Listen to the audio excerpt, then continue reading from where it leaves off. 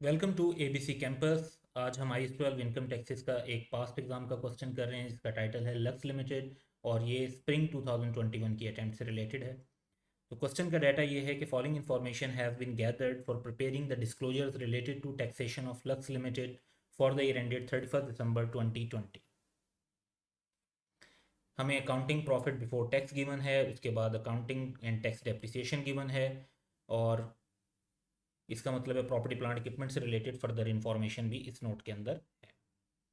फिर third information में कुछ लाइबिलिटीज़ के बारे में बताया हुआ है, तो लाइबिलिटीज़ पर भी हमें देखना होगा कि टेम्परेरी डिफरेंस राइज हो रहा है या नहीं, तो फिर डेफर टैक्स कैलकुलेट होगा और अगर कोई इनकम लाइबिलिटी से रिलेटेड अमाउंट ऐसी है जो अलाउड है या नहीं है तो उसके हिसाब से करंट टैक्स पर भी इम्पैक्ट देखेंगे।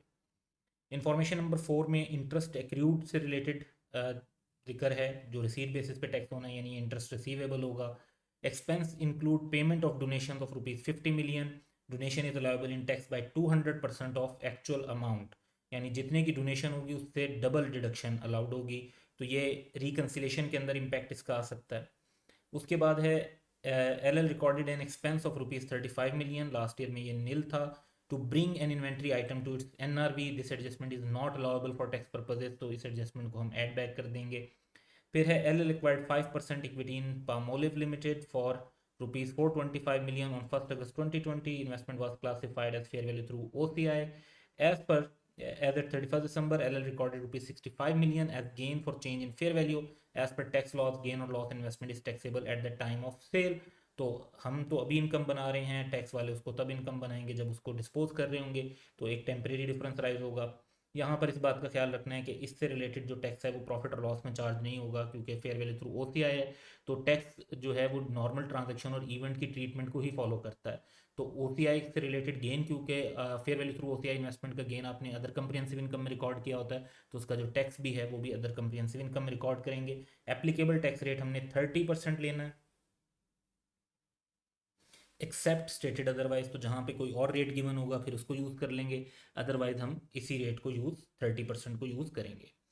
क्वेश्चन की रिक्वायरमेंट्स जो हैं वो टिपिकल हैं, जो कि prepare a note on taxation for inclusion in L financial statement for their ended 31 December 2020 and a reconciliation to explain relationship between the tax expense and accounting profit. और second requirement है कि compute defer tax liability और asset in respect of each temporary difference as at 31 December 2020 and 2019। तो defer tax हमें last year का भी calculate करना पड़ेगा रिक्वायरमेंट की वजह से भी, और इस वजह से भी कि defer tax expense find out करने के लिए हमें ओपनिंग और क्लोजिंग दोनों वैल्यूज़ चाहिए होंगी। तो इस क्वेश्चन में हम दोनों पार्ट्स को सेपरेट करने के बजाय कंबाइन लेकर चलेंगे, क्योंकि सेकंड पार्ट में से जो हमें आंसर मिलेगा डेफर टैक्स एक्सपेंस या इनकम का, वो पार्ट ए के नोट के अंदर भी हमें इंक्लूड करना है, उसके बगैर हमारा पार्ट ए भी कंप्लीट नहीं होगा। तो अब आंसर की तरफ चलते हैं।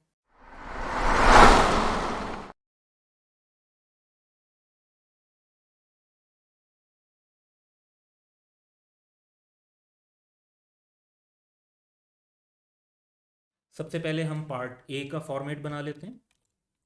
इसमें हम एंटिटी का नाम लक्स लिमिटेड मेंशन कर देंगे। Notes to the financial statement for the year ended 31 December 2020 हम बना रहे हैं। टैक्स एक्सपेंस हमने रिफ्लेक्ट करना है,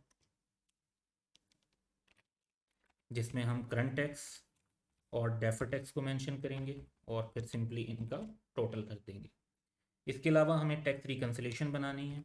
टैक्स रिकन्सिलेशन दो तरीके से बन सकती है, किसी एक तरीके से भी एक्सेप्टेबल होगी, लेकिन हम यहाँ पर दोनों मेथड बना लेंगे जिसमें हमने टैक्स एक्सपेंस और अकाउंटिंग प्रॉफिट का रिलेशनशिप शो करना है। तो हम टैक्स कैलकुलेट करेंगे अकाउंटिंग प्रॉफिट पर यूजिंग एप्लीकेबल रेट, और उसको हमने फिर रिकनसाइल करना होगा विद टैक्स एक्सपेंस।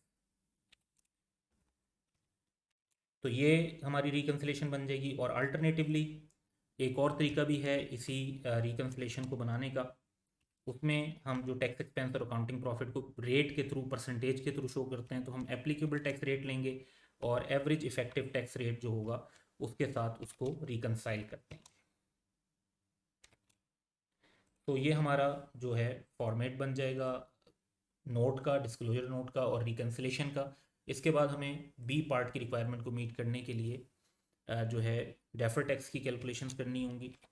सो हम एंटिटी का नाम लिख देते हैं लक्स लिमिटेड, और computation of defer tax liability हम कर रहे हैं, और एसेट एज द केस में भी अब हमें फॉर्मेट जो टिपिकल अपना बना लेना है इसमें, क्योंकि रेट 30% भी है और एक किसी चीज़ पर डिफरेंट भी है, क्योंकि स्टेटेड अदरवाइज लिखा हुआ है कि अगर अदरवाइज स्टेटेड होगा तो वो यूज़ करेंगे। और तो हम टैक्स रेट का भी एक कॉलम बना लेते हैं और फिर डेफर टैक्स लाइबिलिटी एसेट जो भी आ रहा होगा उसको हम कैलकुलेट करेंगे। सो हम कैरिंग अमाउंट, टैक्स बेस और इनके डिफरेंस को टेम्परेरी डिफरेंस कहते हैं, उसको टैक्स रेट से मल्टीप्लाई करेंगे तो हमारे पास डेफर टैक्स एसेट और लाइबिलिटी हर आइटम की कैलकुलेट होती जाएगी। हमें 2020 के साथ कंपैरेटिव ईयर यानी 2019 की कैलकुलेशन भी करनी है, तो उसके लिए भी हम सिमिलर फॉर्मेट डेवलप कर लेते हैं। Same carrying amount, tax base, temporary difference, tax rate और डेफर टैक्स। तो 2019 की कैलकुलेशन भी करते जाएंगे और 2020 की भी। तो और फिर एंड में हमें इस तरह से 19 और 20 को कंपेयर करके अमाउंट ऑफ एक्सपेंस और इनकम पता चल जाएगी। एडिशनली हमें एक वर्किंग डेफर्ड करंट टैक्स की भी बनानी पड़ेगी, जिसमें हम जो पर्टिकुलर्स होंगे वो लिखेंगे, वर्किंग अगर कोई होगी, और लास्ट कॉलम के अंदर जो भी हम अकाउंटिंग प्रॉफिट में प्लस माइनस करेंगे ताकि टैक्सेबल प्रॉफिट फाइंड आउट कर सकें। तो ये हमारा फॉर्मेट है बेसिक लेवल पे। कोई फर्दर जो हमें ज़रूरत पड़ेगी वर्किंग की तो वो हम अलग से बना लेंगे। और अब हम क्वेश्चन की इंफॉर्मेशन पे वन बाय वन जाते हैं। क्वेश्चन की फर्स्ट इंफॉर्मेशन है accounting profit before tax for the year amounted to ₹1270 million. तो इसको हम करंट टैक्स में इंकॉर्पोरेट कर लेते हैं।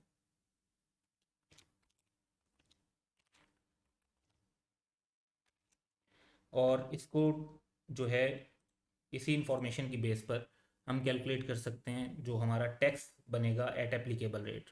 तो 1270 का प्रॉफिट है, 30% का हमारा जो है एप्लीकेबल रेट है। तो इस बेस पे हमारा टैक्स बनना चाहिए, अगर कोई जो है परमानेंट डिफरेंसेस ना हो तो it should be 381 based on 30% tax rate. तो ये हमारा स्टार्टिंग पॉइंट भी हमें मिल गया कि जहाँ से हमारी रिकन्सिलेशन शुरू होगी। क्वेश्चन की सेकेंड इंफॉर्मेशन की तरफ चलते हैं। Accounting depreciation exceeds tax depreciation by ₹100 million, और लास्ट ईयर ये जो डिफरेंस था ये 150 मिलियन का था। और accounting depreciation also includes incremental depreciation of ₹40 million, और लास्ट ईयर ये 60 मिलियन थी। अच्छा, इंक्रीमेंटल डेप्रिसिएशन का जो कॉन्सेप्ट है वो रिवैल्यूएशन सरप्लस से रिटर्निंग में ट्रांसफर होता है और वो हमने नेट ऑफ टैक्स करना होता है। तो इंक्रीमेंटल डेप्रिसिएशन का हमारी करंट टैक्स और डेफर टैक्स की कैलकुलेशन पर कोई इम्पैक्ट नहीं होगा। तो इसका इम्पैक्ट अगर हम चेंजेस इन इक्विटी के एक्सट्रैक्ट्स बना रहे होते तो वहाँ पर नेट ऑफ टैक्स बस अमाउंट्स को शो कर देते। That was the only thing. बाकी इसके अंदर ऐसी कोई एडजस्टमेंट हमें रिक्वायर्ड नहीं होगी। और क्वेश्चन में ये बताया हुआ है कि as on 1 January 2019 carrying value of property plant equipment, यानी लास्ट ईयर के भी स्टार्ट में जो carrying value of property plant equipment थी वो टैक्स बेस से 500 मिलियन ज़्यादा थी। यानी लास्ट ईयर के भी स्टार्ट में हम 2020 की कैलकुलेशन कर रहे हैं, लास्ट ईयर 2019 यानी 2018 के टाइम पर हमारे पास जो टैक्सेबल टेम्परेरी डिफरेंस था वो 500 मिलियन का था। फिर लास्ट ईयर 150 से अकाउंटिंग डेप्रिसिएशन ज़्यादा थी, तो ये हमारा जो डिफरेंस है ये रिड्यूस होके 350 रह जाएगा। और फिर इस साल की 100 से अकाउंटिंग डेप्रिसिएशन ज़्यादा थी तो डिफरेंस रिड्यूस होके 250 रह जाएगा। तो इसको हम करंट टैक्स और डेफर टैक्स में इनकॉर्पोरेट कर लेते हैं। तो पहले करंट टैक्स की तरफ चलते हैं, जो अकाउंटिंग का एक्सेस डेप्रिसिएशन है करंट ईयर में, दैट इज़ बाय 100 जो क्वेश्चन में बताया हुआ है। तो ये करंट टैक्स में हम इसे ऐड बैक कर देंगे, क्योंकि इतने से हमारी जो अकाउंटिंग डेप्रिसिएशन है वो डिसअलाउ हो रही होगी जितने से वो टैक्स डेप्रिसिएशन से ज़्यादा है। अब डेफर टैक्स की तरफ जाते हैं तो पहले लास्ट ईयर की कैलकुलेशन करते हैं।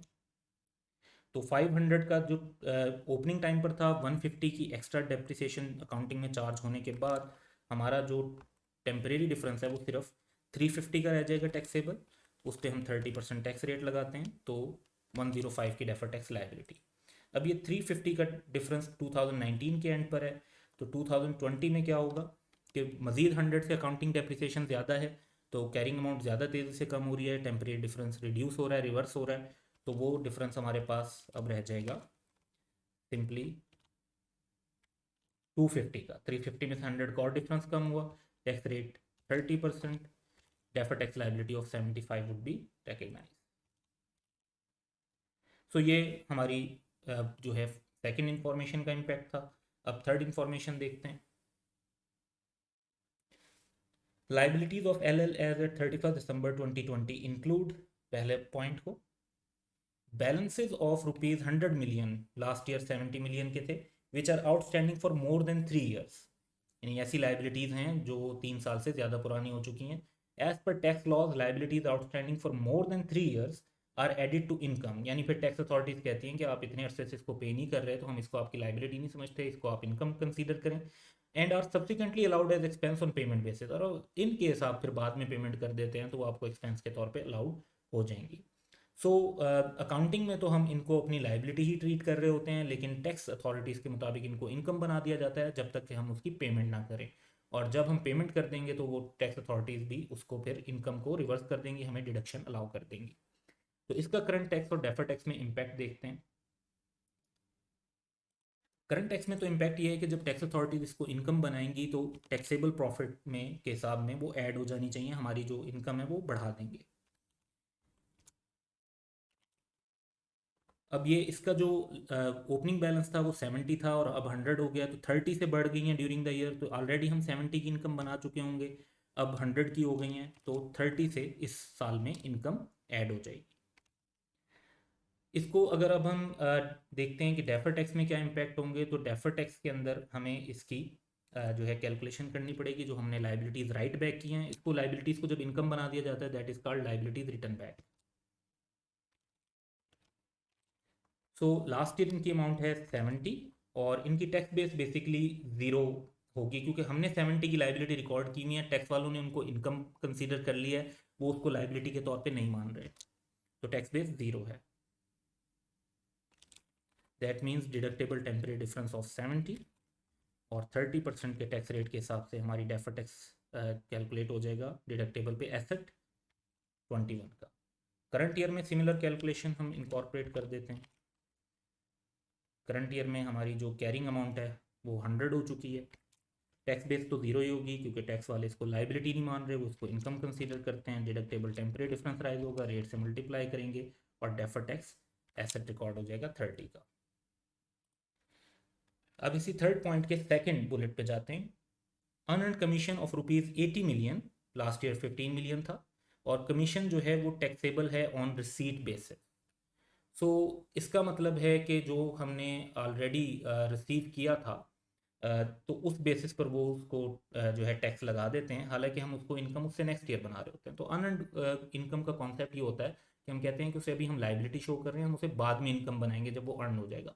टैक्स वाले उसको ऑलरेडी इनकम बना रहे हैं आपको, क्योंकि वो ऑलरेडी उस पर टैक्स लगा रहे हैं। अब इस बेसिस पर अनअर्न्ड कमीशन की जो है करंट टैक्स और डेफर टैक्स के अंदर जो इम्पैक्ट्स हैं उनको कंसीडर करते हैं।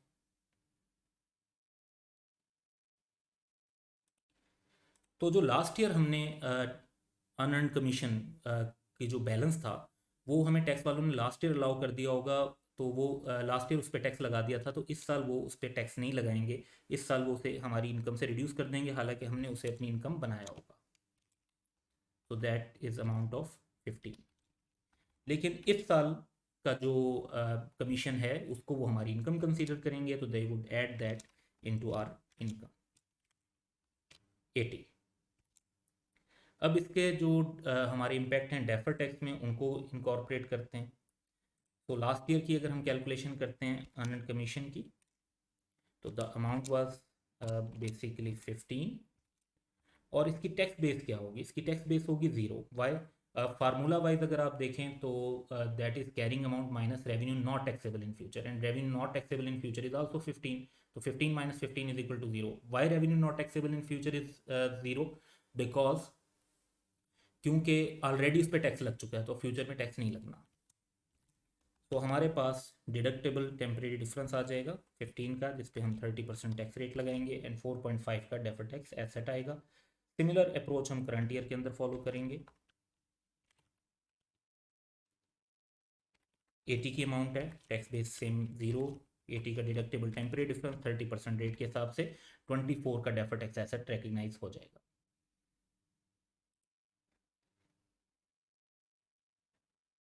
इसके बाद जो पॉइंट है वो इंटरेस्ट से रिलेटेड है। Interest accrued as at 31 December 2020 amounted to rupees 40 million, और लास्ट ईयर में ये अमाउंट 30 मिलियन की थी। Interest income for the year is 55 million. Interest income is taxable at 20% on receipt basis. तो हम ऑब्वियसली अकाउंटिंग में accrual basis पर income और एक्सपेंसेस को रिकॉर्ड कर रहे होते हैं, टैक्स वाले इसको रिसीट बेसिस पर टैक्स कर रहे हैं, तो एक टेम्परेरी डिफरेंस भी राइज होगा और जिस तरीके से अमाउंट्स को उन्होंने कंसीडर करना है वो भी चेंज होंगी. तो we can see opening balance 30, closing balance 40 and income is 55. तो हमें जो कैश रिसीव हुआ होगा वो कितना रिसीव हुआ है वो हमें फाइंड आउट करना पड़ेगा ताकि हम इसके इम्पैक्ट ले सकें. तो पहले तो इस इन्फॉर्मेशन की बेस पर हम एक टी अकाउंट बना लेते हैं वर्किंग टू में, और उसकी बेस पर फिर हम करंट टैक्स और डेफर टैक्स के अंदर इम्पैक्ट लेकर जाएंगे. प्लस इसमें आपने इस बात का ख्याल रखना है कि ये 20% पे टैक्स हो रही है, जबकि नॉर्मल हमारा टैक्स रेट जो है वो 30% है. तो वर्किंग टू एक डेवलप करेंगे. तो ओपनिंग जो हमारा इंटरेस्ट रिसीवेबल है, इंटरेस्ट एक्रूड है इनकम के तौर पे, दैट इज 30 लास्ट ईयर की इंफॉर्मेशन. और करंट ईयर में जो क्लोजिंग बैलेंस हमारा है दैट इज 40. इनकम की अमाउंट, इनकम क्रेडिट हो जाती है और इंटरेस्ट रिसीवेबल डेबिट हो जाता है, वो भी गिवन है 55. टोटल करें 85, दूसरी साइड का भी टोटल कर लेते हैं 85, और हमारे पास अब वो बैलेंसिंग फिगर के तौर पर वो अमाउंट आ जाएगी जो हमें कैश में रिसीव हुई है, दैट इज़ 45. तो वी कैन सी कि हमने एक्सपेंस 55 बनाया, जबकि टैक्स वाले क्योंकि कैश बेसिस पे टैक्स करेंगे तो वो 45, हमने 55 की इनकम बनाई है जबकि टैक्स वाले 45 की इनकम को टैक्स करेंगे. तो इंटरेस्ट में जो हमें कैश रिसीव हुआ है उसकी भी अमाउंट पता चलने के बाद अब हम करंट टैक्स और डेफर टैक्स में इसका इम्पैक्ट लेंगे. सबसे पहले डेफर टैक्स में जो हमने अकाउंटिंग के अंदर एक्सपेंस इनकम रिकग्नाइज की है उसको, क्योंकि रिसीट बेसिस पे टैक्स होना है तो टैक्स वाले उसको अलाउ नहीं करेंगे, अभी टैक्स नहीं करेंगे, तो यहाँ पे वो लेस हो जाएगी क्योंकि अकाउंटिंग में ये इनकम है लेकिन टैक्स में इनकम कंसीडर नहीं होगी 55 की. और वैसे तो हम यहाँ पर ऐड कर देते जो पे रसीट बेसिस पर इंटरेस्ट इनकम बनती है, लेकिन क्योंकि इसका टैक्स रेट भी 20% है तो इसकी सेपरेट कैलकुलेशन हम करेंगे जब हम करंट टैक्स कैलकुलेट करेंगे. तो करंट टैक्स एक्सपेंस में बाकी जो अमाउंट होगी वो सेपरेट रेट पर होनी है, लेकिन इंटरेस्ट जो रसीट बेसिस पर है उसके लिए रेट 20% है और 45 रसीट हुई है, तो दैट वुड बी 9. अब इसके डेफर टैक्स में इम्पैक्ट देखते हैं. तो डेफर टैक्स में अगर हम देखते हैं तो हमारा ओपनिंग बैलेंस जो है वो 30 है और इंटरेस्ट के लिए हमारा रेलिवेंट रेट जो है वो 20% है.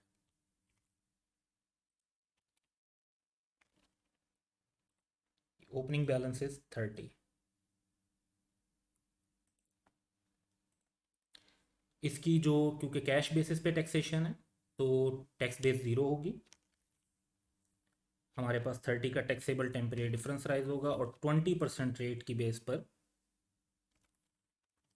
हमारा डेफर टैक्स लाइबिलिटी इसमें बन जाएगी 6 की.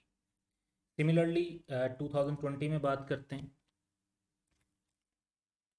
तो 2020 में भी वही 20% रेट अप्लाई होना है, बट अब जो बैलेंस है वो 40 का है.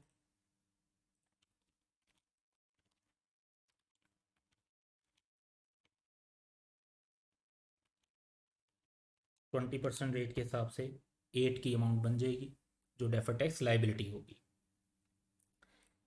इस रेट के डिफरेंस की वजह से हमें रिकन्सिलेशन के अंदर भी एडजस्टमेंट करनी पड़ेगी.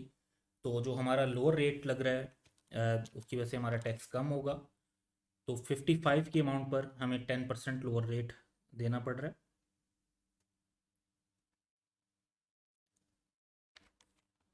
That would be 5.5. और इसे अगर परसेंटेजेस में रिफ्लेक्ट करेंगे तो 5.5 की अमाउंट है divide by profit of 1270 into 100 ताकि परसेंटेज में वैल्यू आ जाए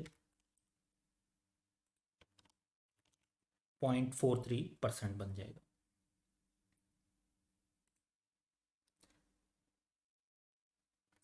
अब हम पॉइंट नंबर 5 देखते हैं.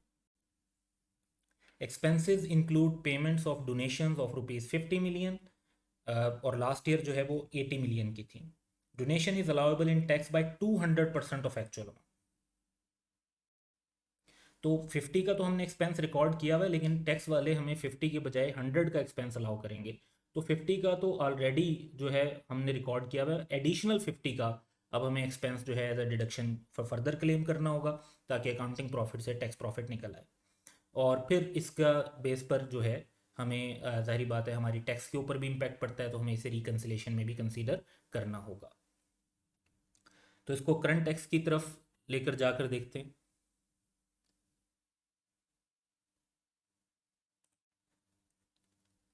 तो सबसे पहले जो एडिशनल हमारी डिडक्शन है वो अलाउ होगी तो हमारा प्रॉफिट टैक्स में रिड्यूस हो जाएगा बाय 50 ऑलरेडी हुआ है, 50 मोर एडिशनल, तो ये 50 का इम्पैक्ट आ जाएगा। अब इसको हमने रिकन्सिलेशन के अंदर कवर करना है। सो एक्स्ट्रा डिडक्शन से हमें कम टैक्स देना पड़ेगा, 50 का 30%, दैट वुड बी 50। और इसे अगर परसेंटेज में रिफ्लेक्ट करें तो 15 डिवाइड बाय 1270 का प्रॉफिट इंटू 100 ताकि परसेंटेज में वैल्यू आ जाए, और वो बनता है 1.18%। तो इस हिसाब से हम कैलकुलेट कर सकते हैं कि अगर रिकन्सिलेशन बनाई जाए तो हमारे पास क्या अमाउंट्स आएंगी। बट लेट्स गो फॉरवर्ड और एंड में हम कंक्लूजन करेंगे।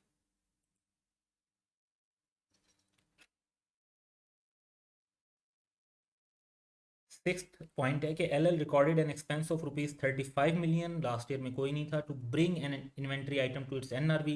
ये एडजस्टमेंट टैक्स पर्पजेज के लिए अलाउड नहीं है, तो हम इसकी करंट टैक्स और डेफर टैक्स दोनों में एडजस्टमेंट कर देते हैं। क्योंकि ये एनआरवी पे जो राइट डाउन करते हैं इसका लॉस अलाउड नहीं है, तो ये ऐड बैक हो जाएगा बाय अमाउंट ऑफ 35। और इस पर डेफर टैक्स के अंदर भी हमें इम्प्लीकेशन होगी, क्योंकि इन्वेंट्री की जो कैरिंग अमाउंट है वो राइट डाउन के बाद कम होगी, लेकिन टैक्स वाले तो राइट डाउन को नहीं अलाउ कर रहे, तो उनके हिसाब से टैक्स बेस ज़्यादा होगी। तो due to this NRV adjustment हमारी जिस इन्वेंट्री की कैरिंग अमाउंट लेट से 0 भी है, तो टैक्स में उसकी टैक्स बेस 35 से ज़्यादा है। दैट मीन्स 35 का डिडक्टेबल टेम्परेरी डिफरेंस राइज होगा, और 30% जो नॉर्मल टैक्स रेट है उसकी बेस पर 10.5 का टैक्स बनेगा। ये लास्ट ईयर में वैल्यू नील थी, तो 2019 में इसकी कैलकुलेशन की ज़रूरत नहीं है।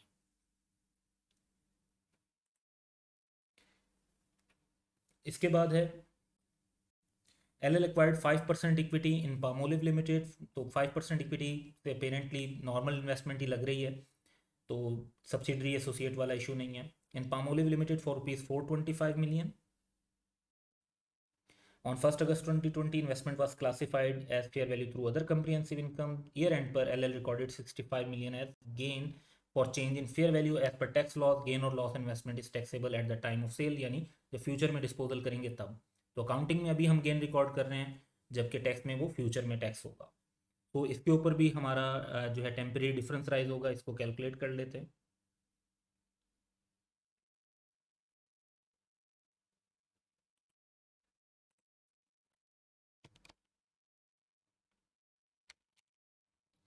तो अगर हम एसेट के तौर पे लें तो हमें जस्ट इक्विटी इन्वेस्टमेंट लिख देना चाहिए।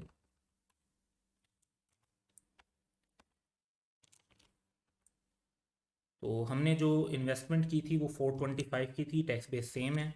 हमने अकाउंटिंग में उसमें 65 का गेन ऐड कर लिया है, तो 425 प्लस 65 वुड बी 490, जिसकी वजह से 65 का टैक्सेबल टेम्परेरी डिफरेंस राइज हो जाएगा, और उस पर 30% टैक्स लेंगे तो वो 19.5 की डेफर टैक्स लाइबिलिटी बनती है। लेकिन ये प्रॉफिट और लॉस में चार्ज नहीं होगा। इसको हमने करंट टैक्स में भी इसलिए एडजस्ट नहीं किया क्योंकि ये गेन अकाउंटिंग प्रॉफिट में शामिल ही नहीं है। ये गेन प्रॉफिट से आउटसाइड यानी अदर कंप्रीहेंसिव इनकम में लिखा हुआ है, वहाँ पे रिकॉर्डेड है, तो प्रॉफिट को एडजस्ट करने की ज़रूरत नहीं है। सो क्वेश्चन की तो सारे पॉइंट्स कवर हो गए, अब हमें कंक्लूजन की तरफ जाना चाहिए। तो वर्किंग 2 हमारी ऑलरेडी इंटरेस्ट से रिलेटेड कंक्लूडेड है। वर्किंग 1 की तरफ आते हैं तो हम तमाम आइटम्स अपने जो लिख चुके हैं, तो इस बेसिस पर हम टोटल कर लेते हैं।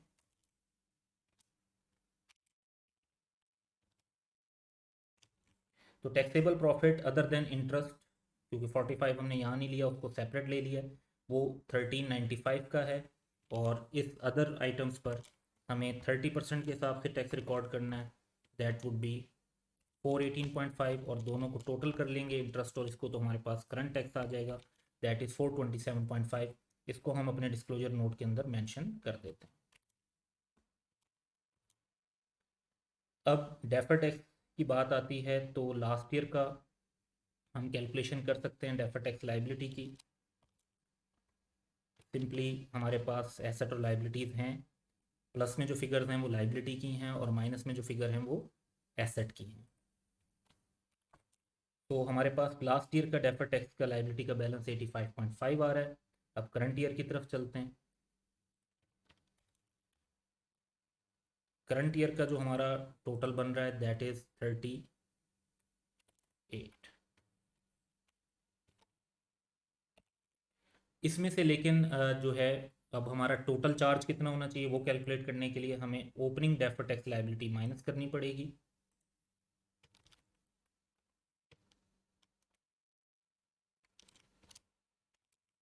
$85.5 की, और हमारे पास 47.5 का डेफर्ड टैक्स चार्ज आ जाएगा।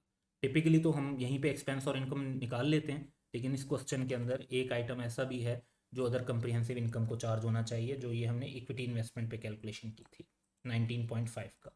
तो टोटल चार्ज 47.5 का है।